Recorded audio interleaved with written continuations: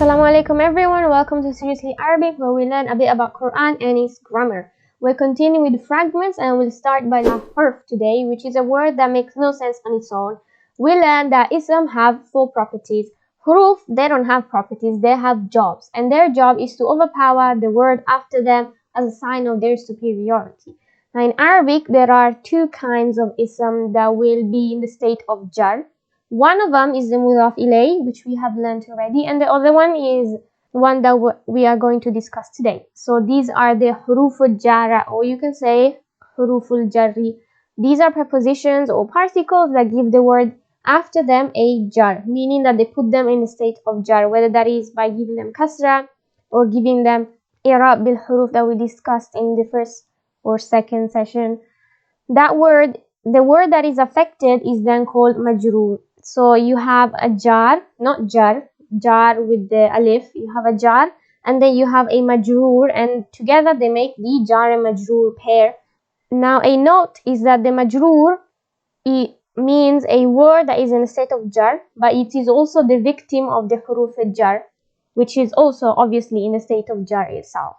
Now there are 17 huruf al-jar in Arabic, and 11 of these they appear in the Quran, and we'll do those first, and then we're going to also discuss the other remaining ones. Now enter the huruf al-jar B. B, always written with a ba and a kasra, means with, or sometimes it can mean by, and when it means by, it is used for oaths.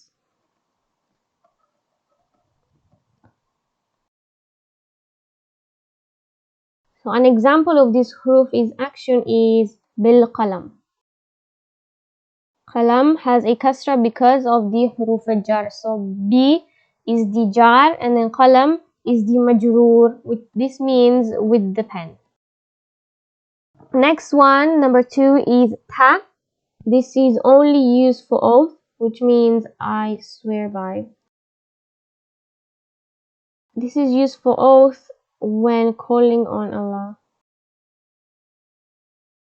meaning that this ta is only used with the word Allah. So the brothers of Yusuf alayhi salam, they say this a lot. They say tallahi, I swear by Allah.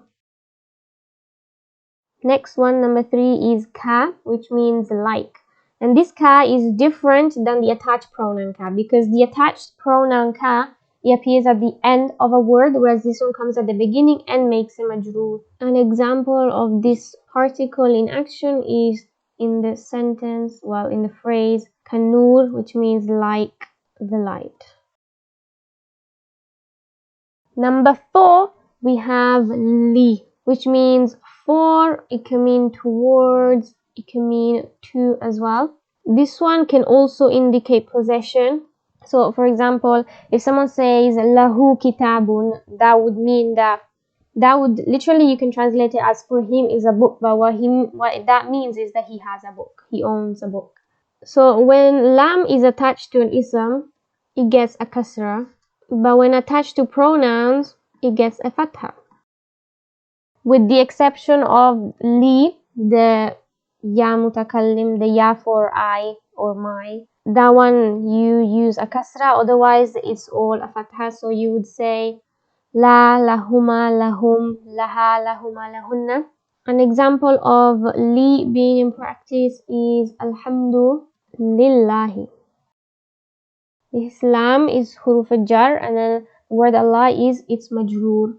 Or another example is lakum. So kum is the particle, which means you lot, and it has a fatha. This lam has a fatha because it's attached to a pronoun of jar. Another thing to keep in mind is that in Arabic, the harf lam actually has 7 different jobs to do, and huruf al-jar is one of its jobs. So it does a lot of things, and just because you see a lam doesn't necessarily mean it is always huruf al-jar. Number 5 is wa, and it means I swear by, exactly like ta. Waw for huruf al-jar is always for oath. And there are also other types of waw. So even waw has multiple jobs, and one example of the waw being used is wal fajri. Number 6 is min, which means from. Sometimes min is also used for explanation. And when the word after min has an alif lam, the noon of the min will get a fatha, just to make it easy to pronounce. So an example of this huruf would be minal qawm, so from the people.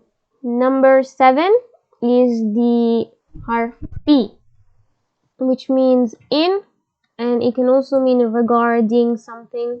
When attached to the ya for me or mine, the fi is read as fiya, so it gets a tashdid.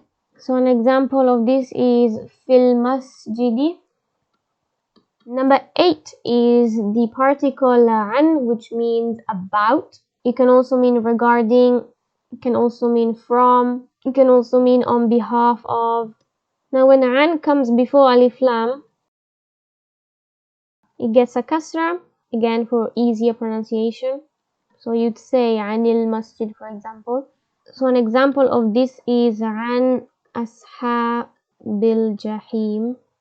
Number 9 is the huruf ala, which means on.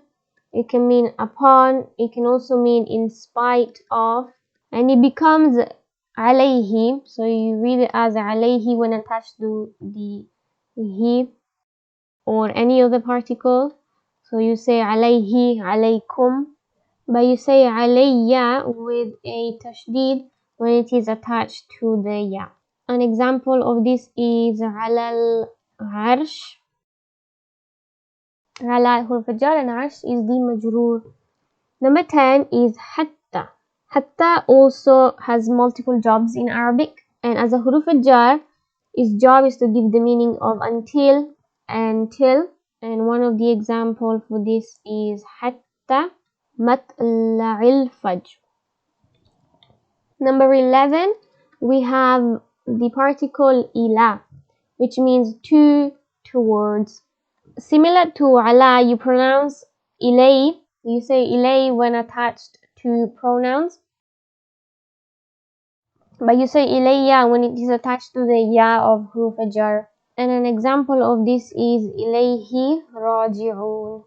So the ila here is huruf jar, and then the he, dhamir, is going to be its majrur. Then we have the ones that don't appear in the Quran, which are rubba. Rubba can mean many, and it can also mean some. And usually rubba is followed by a nakira word that has an adjective. Sometimes that's not the case, but that doesn't matter too much. For now, know the particle and its translation for these. Number 13 and 14, you have mud and you have mundu, and they all mean since. We will look at these in detail later, but they also have other jobs and they're not only huruf jar. And then you have the other ones, the remaining 3, which are ada, khala, and hasha, which all mean besides or except. So these are all the huruf jar, and we need to make sure we know them all together with the translation. Bitakaliwa min fi'an ala hatta ila rubba mundu ada khala and hasha. As well as that, we need to recognize the majrur of these huruf jar. After learning these, we have enough skills to actually start to grammatically analyze sentences, because we have learnt about 2 phrases. We have learnt about the mudaf and the mudaf ilayh, and we have learnt about the jar and the majrur. So we should now be able to recognize that in sentences. So let's have a go in doing exactly that. We have the word lirabbik, the phrase lirabbika, and we should also be able to translate this. So li is jar, rabbika, rabbi is light and no alif lam, and then ka is attached to something that's light, no alif lam, which seems to be a mudaf. So this ka is also in halated jar, which means that it's a mudaf ilay. So this is the mudaf, that's the mudaf ilay, and these then become the majrur, which is the victim of the huruf jar. Now what gets the jar, what is in the state of jar, is actually the word rabbi, which is the mudaf. However, the ka is also in the state of jar anyway because it's a mudaf ilayh. So we can say that these are all majroor. So jar and majroor, then they can go on to make other stuff. Number 2, we have Bismillah. Ba is a jar, which means with or in. The word ism is light and no alif lam, so this is a mudaf, and the word Allah is in the state of jar, which means that this is the mudaf ilayhi. And then these two become the majroor. Let's have a look another phrase, which is min. Min is huruf jar. Actually, we should translate the other one. So li rabbika, li comes for, and then rabbika is your mudaf and mudaf ilay. So we said the mudaf and mudaf ilay you translate it with an of, or you can tweak it. So with the translation, with the of would be Lord of yours, which you can say your Lord. So this whole phrase would mean for your Lord, or it can be to your Lord as well. Okay, number 2, Bismillah is with. Now the word Allah is ma'rifa, so then also the ism will be ma'rifa, so with the name of Allah. Let's go back to number 3, is min is huruf jar. Sharri is light and no alif lam, which means they could be a mudaf. Now ma is an ism mawsul, which means in halat al-nasab, jar or rafa, it looks absolutely the same. So this one could actually be in halat al-jar, which means that it is because we have something that's light and no alif lam. So this one is the mudaf. The word after is definitely the mudaf ilayh. And these two become the majroor. So let's translate this part. So sharrun means evil. So and ma means what, and then evil is going to be ma'rifa because ma is an ism mawsul, and ism mawsul by default they're always ma'rifa, and they are always going to be ma'rifa. So min will say from the evil, and this is a mudaf ilay, so we put an of from the evil of what. And then khalaqa means he created. Number 4, bi ashabil fil. B is huruf jar. Ashab is light and no alif lam, so this could be mudaf. And al-fil is in the state of majrur, so that's definitely a mudaf, so, and this one will be a mudaf ilay. So we have the mudaf and mudaf ilay, they become the majrur of this huruf jar. Bi ashab al-fil. Al-fil means elephant and ashab is companions, so with the companions of the elephant. Number 5 is kaidahum. Kaid is light and no alif lam, so it could be a mudaf. Then we have a huruf attached to it, and this huruf can either be jar or nasab, and if it could, it is. So this is in halat jar, so this is going to be the mudaf, and this is going to be the mudaf ilay. So kaidahum, kaid means plan, and then hum means theirs for masculine. So this means plan of theirs, which we can obviously simply say their plan. Arsala alayhim, number 6. Arsala is not a mudaf. It's not going to be a mudaf because we have alayhi here, and a mudaf is always followed by a mudaf ilay, and then ala is a particle, and it can't be mudaf ilay because mudaf ilay always has to be an ism.